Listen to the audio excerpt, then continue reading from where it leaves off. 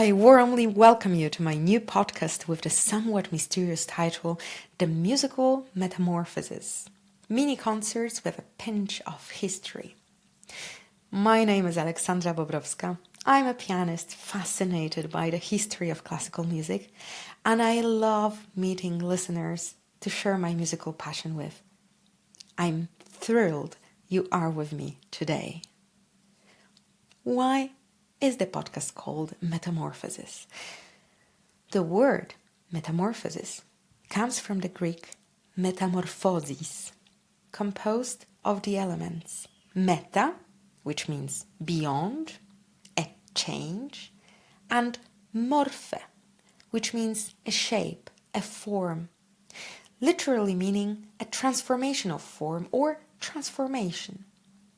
The term denotes a fundamental change in one's form, appearance, character, or way of thinking, often, but not always, a radical and sudden change.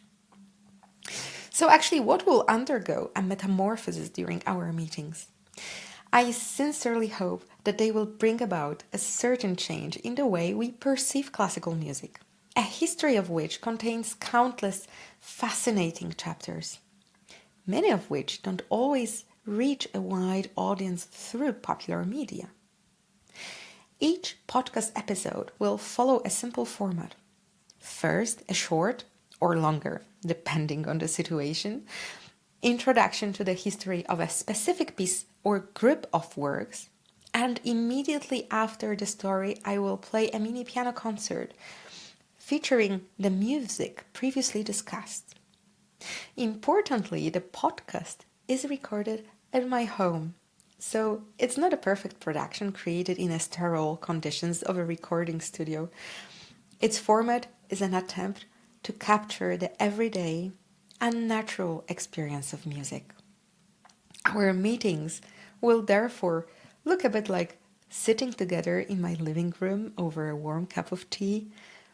While I'm telling you about music, I will play something to illustrate the story on the piano next to it.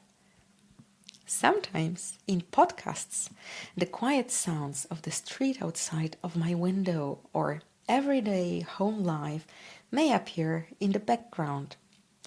Also, my performances don't aim for interpretive perfection. They will focus primarily on the simple, natural message of the music presented. In the end of the day, we are at home, and what counts here is the authenticity and the presence itself, not the perfection. I hope that thanks to the podcast format mentioned above, classical music will become a daily pleasure for you, and that your encounters with it will take on new, fresh forms. I also do believe that each of us can see ourselves reflected in music as if in a mirror.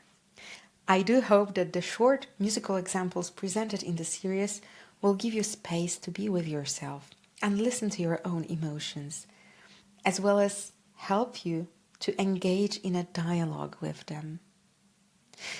Music is a universal language that serves interpersonal communication, enabling a journey through time and space, connecting us with people who lived hundreds of years before us. Let's discover their stories together, listen to what they have to say to us today, and enjoy the immense wealth of musical diversity that we now have at our disposal. And here starts our adventure.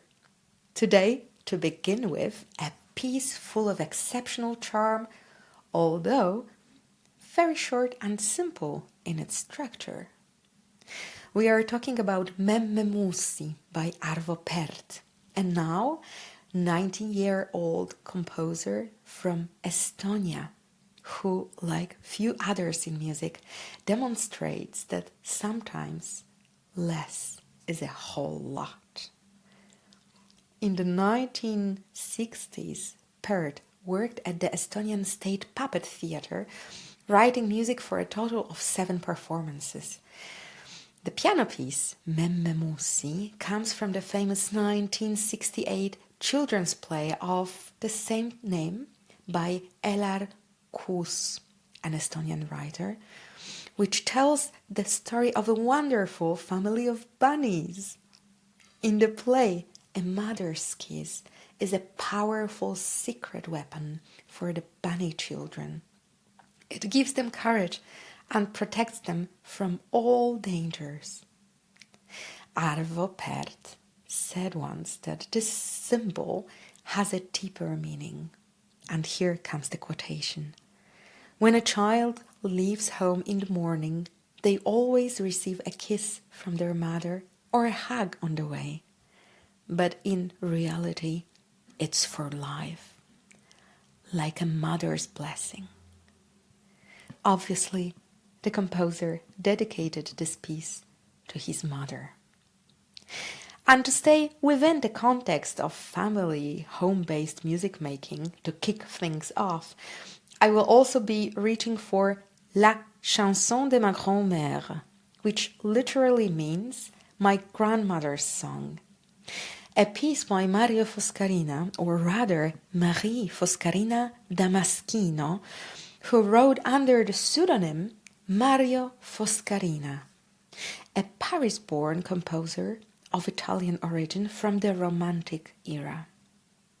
Interestingly, her first husband, Fernandez Patricios, was Greek, which is why Mario Foscarina is also considered a Greek composer by some Greeks. And why did she even use a pseudonym? She lived at a time when women still had great difficulty publishing their works freely. I will be sharing the reasons for this situation and the stories of many other female composers throughout the centuries in more detail in our series starting in January. So if this topic resonates with you, I invite you to follow along. Meanwhile, before I give you a musical kiss from Arvo Pärt and present how Maria's grandmother from Paris used to sing, I will just add that the first 5 episodes of the Musical Metamorphoses series are possible thanks to the support of a scholarship from the National Recovery Plan for Culture, which was financed by the European Union. And now, let's hear some music.